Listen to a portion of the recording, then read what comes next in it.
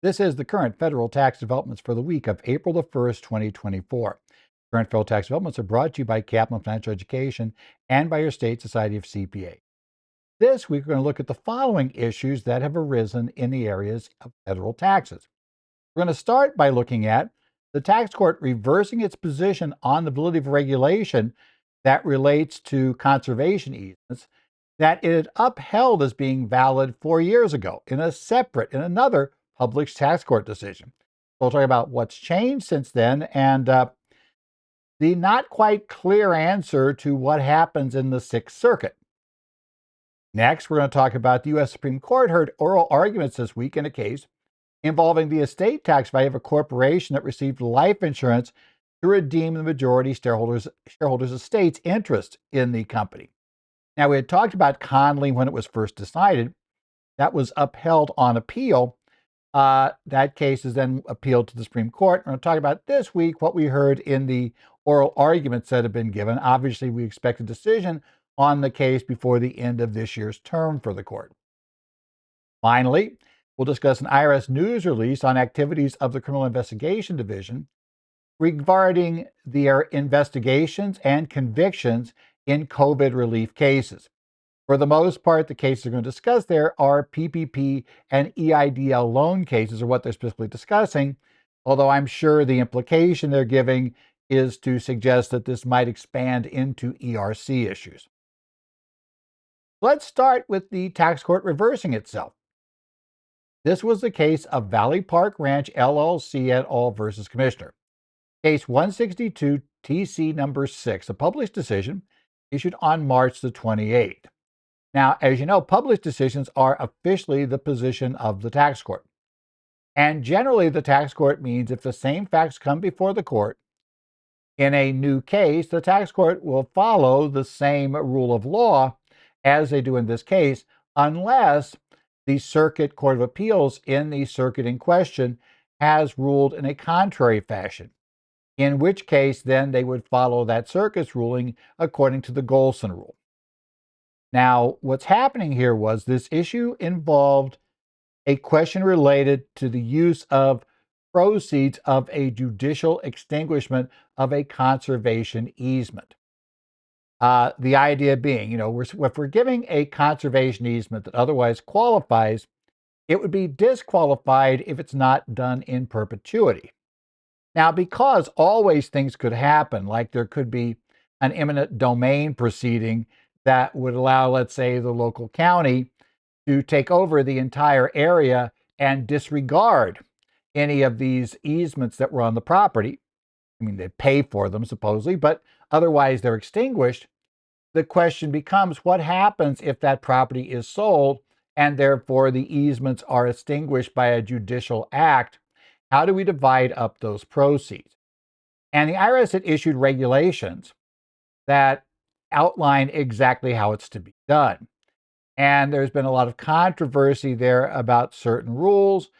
In a case a couple of years back, the issue involved the question of whether or not, if there were improvements made to the property, because the general regulation says that you're to allocate the proceeds received from the property in the ratio that the easement had to the overall value of the property when it was gifted. And the problem with that was if the holder of the property, because remember, we just gave an easement, if that party improved the property, added value to the property as a whole, but obviously they didn't do anything that violated the easement, so the easement stayed pretty much as it was, is that okay to take out of the equation? We had a case where the tax court said, no, the reg says you're to allocate based on that original contribution.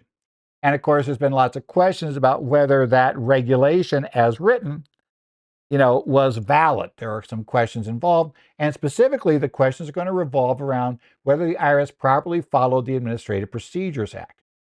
Now, in the case of Oakbrook Land Holdings, LLC versus Commissioner, 2020 case, 150C TC 180, it had held that the regulations were valid and that they had not violated the Administrative Procedures Act when the regulations were adopted. This case was sustained. It was appealed by the taxpayer. It was sustained on appeal by the Sixth Circuit Court of Appeals, and the Supreme Court, in essence, turned down the taxpayer's request to take this case up. So now we're at this point. Now, interestingly, before the Sixth Circuit heard, I'll get that out right, the Oak Brook case, the 11th Circuit, in the case of Hewitt versus Commissioner, 21 F4 136, and the actual discussions on page 135, had held in an 11th Circuit case in 2021 that the IRS had violated the Administrative Procedures Act. So essentially, Oak Brook came out of the tax court as a published decision first. Then later, Hewitt, which was an appeal of a later tax court memorandum decision that was, as I recall, issued about the same time as Oak Brook and followed Oak Brook. The 11th Circuit then said, nope, the reg was wrong. It didn't follow the APA. Therefore, to the extent that this was relying upon the regulation to invalidate it, then, the tax court was wrong. And then after that happened, then the Sixth Circuit upheld the Oakmark decision. So now the catch was, we're going back. How's the tax court going to react to having been overturned in one circuit? Now, the majority, the IRS, the tax court will rule that, in fact, the IRS violated the Administrative Procedures Act, and therefore the regulation is invalid. And if the only reason that this easement fails to be a qualified conservation easement is because it doesn't follow that regulation, and presumably the court finds that it does follow the general intent of the law, even if it didn't follow that specific view of the law, that, the taxpayer wins. And what they argued was, now the problem here, of course, is obviously they're going against their own opinion, which on paper was sustained by another circuit. So, why would they go and say, well, this 11th Circuit says no, the Sixth Circuit said yes, and it would seem it'd be a bit messy at that point.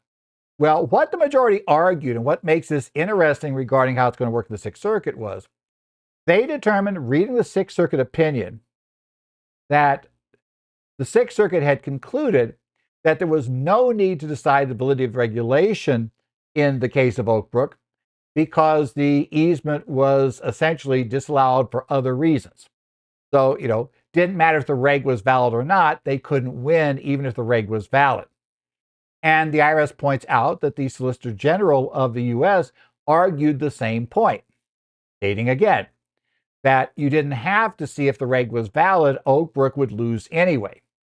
So, the right decision was entered. And so what the tax court has essentially concluded is they came to the right conclusion, but for the wrong reason. So the right result, wrong reason, that was their problem. So what the majority did now then, and it's a split decision, they found that the IRS had not responded to significant comments when the regulation was finalized, which is a requirement of the Administrative Procedures Act, that if they're not going to follow a comment, they're going to reject the comment, and it is significant that the IRS has to give a case for why that comment would be rejected. And they held that the IRS had not responded adequately to one particular comment, which also had a number of similar comments along the line, and that therefore the regulation was invalid under the Administrative Procedures Act. So to the extent that the IRS was looking to carry this case based on the fact that they didn't follow the regulation, well, that's not enough. The IRS has to show something different because the reg is being held to be invalid. Now, obviously, the concern here is, what about the Sixth Circuit? Under the Golson rule, generally the tax court will always follow its standard position, except if a circuit court of appeals to which the case would be heard has ruled on the issue in question, they will always follow that circuit's rule, even if the court itself nationwide disagrees with the rule. Given what the majority said and their view on this, it appears the tax court position is going to be that, in fact, they are not violating the Golson rule by following this procedure in the Sixth Circuit. Now, we won't know about that because here's the problem. you can go ahead and you can take that position. Go ahead and, let's say, secure a win in tax court.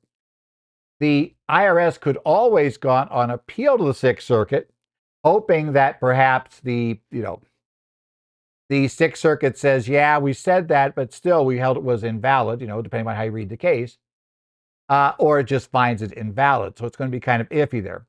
There is no question in the 11th Circuit, unless the case was to be appealed by the IRS, the Supreme Court, and they took it up, that you're going to be able to ignore that reg in the 11th Circuit. However, always remind people the mere fact you can ignore a reg does not mean you can ignore the law, right? So while the IRS specific interpretation may not be the absolutely correct interpretation because they didn't go through the process correctly, you still have to have a defense of your interpretation, right? You can't just say they didn't come up with one, so this whole area of the law can be ignored. That's not how this works, right? We still need a valid interpretation to back it up. But it does appear there is an opening there in the 11th Circuit. And for now, at least until the IRS would take it up on appeal in the various other circuits, that this is going to be the result you're going to get in tax court as well. So that may make it interesting because obviously the IRS, knowing they'd have to go to the Court of Appeals, we don't know how the IRS expects different circuits to respond to this view of the Administrative Procedures Act. But if they're in one they think that would go along with this theory, and it would based on how they'd ruled in similar cases on viewing the application of the APA, yeah, it may be practical matters is, yeah, they're not going to bring their second challenge there. They're going to bring it somewhere else, try to get a circuit split or clarify it is a circuit split, and then take that Supreme Court. Now, as we said already, Oak Brook tried to go to Supreme Court and was turned down. It's possible the IRS could now, well, actually, the appeal process is done. I don't believe they could take Hewitt to the Supreme Court any longer. I think that time period has elapsed. 21, it should have. So now it'd be up to the IRS. Do they take Valley Ranch up, to the Court of Appeals, see the decision they get there, and then appeal to the Supreme Court if in fact they, well, here they got kind of a problem. They can't really get a split in the circuits up to the Supreme Court, right? If they win, they don't have standing to appeal. If they lose, then the taxpayer could try to appeal. So yeah, this could be a little while to figure out this one. Talking about the Supreme Court heard oral arguments this week on an appeal of a case that we had talked about back when it first happened at the district court level. This is the case of Conley versus United States, U.S. Supreme Court, case number 23146. Oral arguments were heard on March the 27th.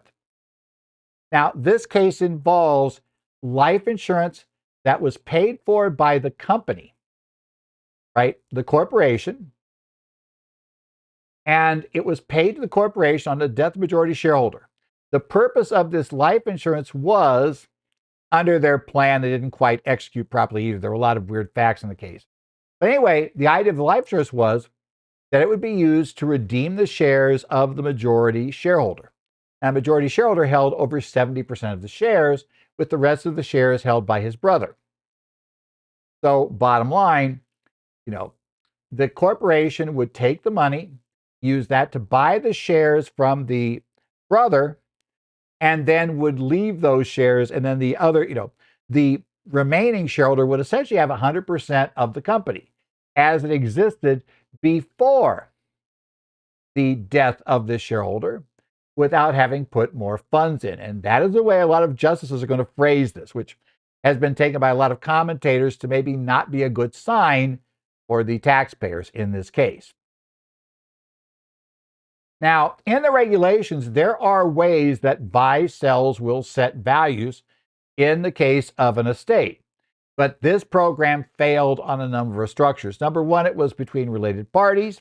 So it's not as if, if I talk about a CPA firm like mine, we have 3 shareholders, all of whom are, unrelated, and we come to some conclusion about that, that will be generally granted market standing as that's a reasonable valuation structure. And those the IRS has not attacked by saying the life insurance has to be considered part of the value. The theory being that, the 3 of us would come to some sort of agreement. And this assumes, and by the way, this was important here, this was not a cross-purchase agreement. This is a stock redemption agreement. When you're going to buy out the assets of a shareholder, let's say at death, or at other reasons, well, death generally, when we talk about death-funded policy, death-funded buyout with life insurance, you can either do it as a cross-purchase arrangement. So in this case, the 30% shareholder would have a life insurance policy that would be on the other shareholder's life. And when that shareholder dies, will there be an obligation on the part of the other party to redeem his shares? And vice versa. The shareholder with the larger portion would have a life insurance policy on the 30% shareholder and would have an obligation to redeem his shares. Now, in there's no question the life insurance is not a corporate asset. The life insurance does not enter the value of the company. In essence, the taxpayer or the person who's going to get 100% control actually is putting the money in. Now, they're putting the money in by having gotten a death benefit, but remember, they also paid the premiums on that thing, right? So that's how they did it. In a non-cross purchase arrangement, where it's a redemption, there generally what happens is the money goes to the corporation, which then redeems the shares. The corporation has paid for the life insurance policy over the years, and it then uses those funds to redeem. And what happens is, obviously, in this case, $3+ million worth of cash came into the company. And then that $3 million of cash was then used to redeem the shares. So in essence, we got a sudden infusion of $3 million of cash into the company, which then went out and redeemed the other shareholder. And, there's no assets that were ever, so nothing changed. How do you value that? And there's been a split in the circuits, and we talked about this when the first case came up, when Conley came up at the district court level, that the 11th Circuit had decided, well, obviously, since it's meant to redeem the shares, the life insurance, you have to recognize the liability in valuing the corporation when you're doing that. Now, the district court, and eventually on appeal, the Circuit Court of Appeals said, no, we're valuing the company in the view of a willing buyer who would get the company's assets. And he would get, the interest of the leaving shareholder, and he would have majority interest and could kill off, eventually waive the redemption. And effectively, so the value of the company would be the entire value, which would be whatever it's worth before, plus effectively $3 million. Because remember, he's got a controlling interest, so we're not going to get huge discounts except for marketability out of this deal. So there's our hitch.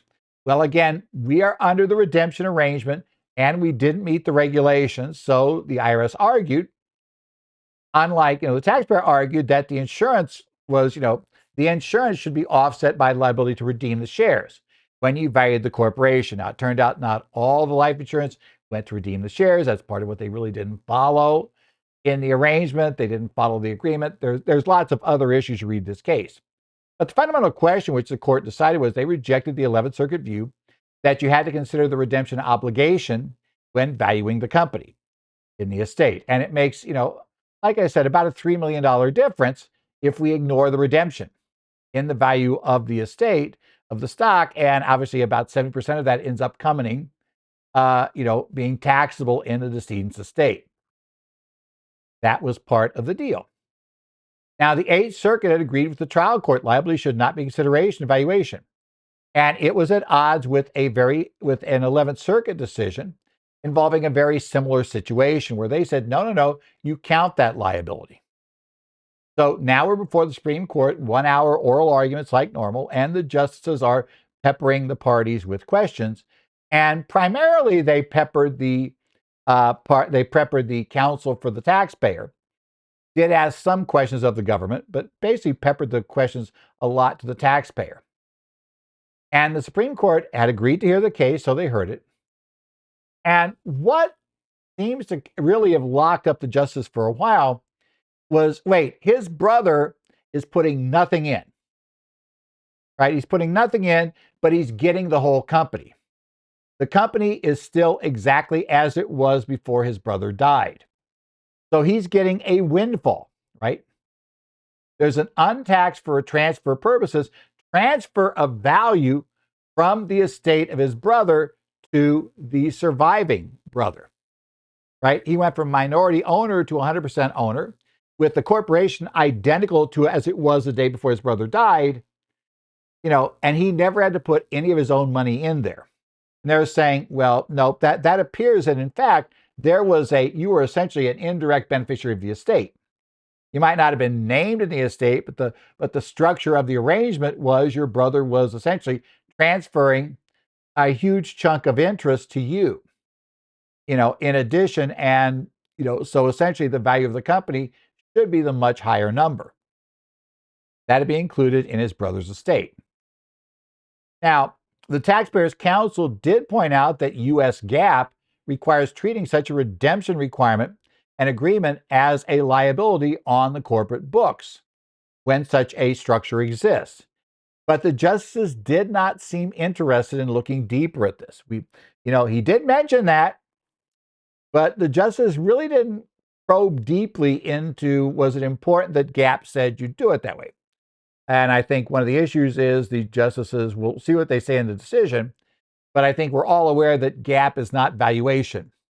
And so there is a difference. Now, and the real concern here is, do you value the 100% of the company, basically assuming it just had this money in there and then go through a redemption? Or do you treat it as the taxpayers arguing, that the liability somehow manifests itself immediately on the books at the same time? And the court may dodge this one too, because they didn't follow the agreement, so it's not clear what was going on. Now, the taxpayer they spent a little more time discussing this one. They argued the transfer to the brother was only tax deferred at best. Either if he sells the stock, there's going to be a tax on a long-term capital gain, or conversely, if he dies, then we're going to pay tax at his passing, right? It's going to go into his estate. They're saying so he doesn't totally escape taxation. Although the court seemed aware, as does others, that, well, we just need to find a way to set up a similar structure, when he dies. So whoever, let's say his kids or whatever, we get them in the corporation, put some money in, have them own like 1 or 2%, establish a redemption agreement again, and hey, guys, we can just keep this going forever. That obviously is the type of concern they have, that by using this, you could keep transferring among the family indefinitely by using the life insurance program to essentially make sure that the decedent's family gets a value equal to, is affected by in the company, but nobody in the family who's, the succeeding people, the kids, this was brother, but kids could work as well, they would never end up of having their estate or their share of the company, in essence, they would get a massive increase in interest. And so it was one of those issues. Now, it also became very clear on questioning, and this might also be a way for them to decide about deciding. They're wondering why it wasn't arranged as a cross purchase. And unfortunately, here I thought the taxpayers had a not as great an argument. I mean, I think they're arguing that, look, you need to decide this overall, not just this fact pattern, and saying, well, if you have a lot of partners or a lot of shareholders, that a cross purchase agreement can become, almost impossible to run, and they are a pain to run. But with only 2 shareholders, they were each brothers, it's probably a little more difficult to say that it wasn't practical to do a cross purchase. What this does suggest is, they had definitely, at least in oral arguments, opened the door that a cross purchase, and I think that probably is true, a cross purchase would never face this problem. Might want to consider, if you're planning any arrangements here, at least, especially if Connolly comes down in favor of the government, and a lot of observers seem to believe it will now after hearing the oral arguments, should you be arranging for cross purchases if it appears to be a taxable estate? Because a cross purchase eliminates the problem here. Now, the big negative is, of course, the individual shareholders have to pay for the shares, pay for the life insurance policy, and we have the other problem of making sure everybody keeps payments up to date. Because remember, if I die, my heirs are depending on the fact that the other shareholders, were doing their part and paying on my life insurance policy for them to buy their share of taking over my stock. And if it turns out they didn't, and there's not proceeds there, then actually my heirs could be at risk. That's another reason why people tend to like the redemption structure is you can keep your eyes on the payments. So anyway, interesting case. We'll watch for this decision coming up probably this summer. Finally, the IRS issued a news release, IR 2024-83, entitled IRS Criminal Investigation Division releases updated COVID fraud statistics on 4th anniversary of CARES Act, nearly $9 billion investigated. This came out on March the 28th. Now, this is kind of a follow-up to last week's end of the ERC voluntary disclosure program, saying, hey, that's done. Now we're going to talk to you about the fact that we're out here enforcing the law, CID. Now, what they tell us is statistically, just under $9 billion in potential fraud has been involved in 1,644 tax and money laundering cases related to COVID-19 relief in some form. And over one half of those cases have been opened in the prior year. Out of all the cases so far, 795 of them to date have, or in well, cases, 795 indictments have come out of these investigations. Now, obviously, some of these investigations are just starting. Some of them have been around for a while. But we have 795 indictments. 373 went to trial or have been sentenced to an average of 34 months in federal prison. When the IRS has taken these people to trial, they've had a 98.5% conviction rate. So they've only lost, apparently, on 1.5% of the cases. Have they actually lost the case when they took them to court and not been able to bring back a conviction? Now, a lot of this is because the CID definitely cherry picks their cases, right? They're going for the ones that are obviously that are going to gain sympathy with the jury. I think I've mentioned before on the program that I've had discussions with people from CID who essentially say, yeah, it needs to look good in front of a jury. It needs to be one that gets a jury mad, because that's how we're going to get a conviction, right? The jury needs to be mad at them. That's how it comes down. Now, they gave two example cases. Both of these involved SBA loan issues, PPP and EIDL cases, right? Remember, the PPP loan program was enacted as part of the CARES Act. EIDL was that advance you could get. So those are where the convictions to date have been concentrated on.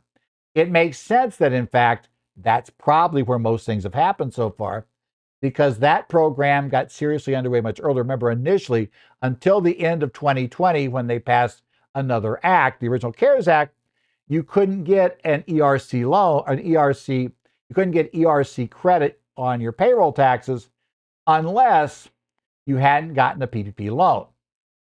So essentially, PPP loans are where most people were going. They seem to be a better deal. So PPP loan fraud is what they've been bringing most of things in right now. And the cases are the types they like. What CID loves is finding people that have done clearly fraudulent things. They've established clearly fake companies, right, with fake employees. And, it's obvious none of these exist. One case was a whole bunch of fake companies that appeared to might not themselves have been fake, but they certainly invented like employees and other documentation to back up their claims. And there were a lot of them. The second case was an organization that their claims went in supposedly for all these not-for-profit organizations that they were receiving the funds for. And again, in both cases, millions of dollars involved, and in both cases, a lot of entities and a lot of applications. So those are sort of things right now that are attracting the attention. Not surprisingly. Will we see that change? I don't know. My guess is we're probably not going to see a lot of indictments of one entity operations. I think criminally they're going to want to go after the big splash, knowing that this will scare some people anyway. So that's there. I'm not saying you can't be there. Certainly you do something bad enough, even if it's just one company. If you go out there and you buy the Bentleys, and you claim to have like 50 times more employees than you did, and you claim to have had paid all this payroll you never paid. If it's bad enough, they'll go after a one company structure. But, we'll keep our eyes on what's going on. Well, this has been the current federal tax developments again for, the week of April the 1st, so April Fool's Day, but none of this was April Fool's today. Be sure to check back in the future as we do these. We try to get them done every week. We'll see how it goes the rest of tax season. We try to get them done every week. If you have questions, you can email me, edzolers@currentfortaxdevelopments.com. I also follow the Connect sites for various state societies: Arizona, New Jersey, Idaho, Illinois, Washington. So if you have questions there, you're a member of one of those societies, you have questions, you can post there. Otherwise, though, we look forward to seeing you back next week. We'll talk about whatever happens new in the area of current federal tax developments.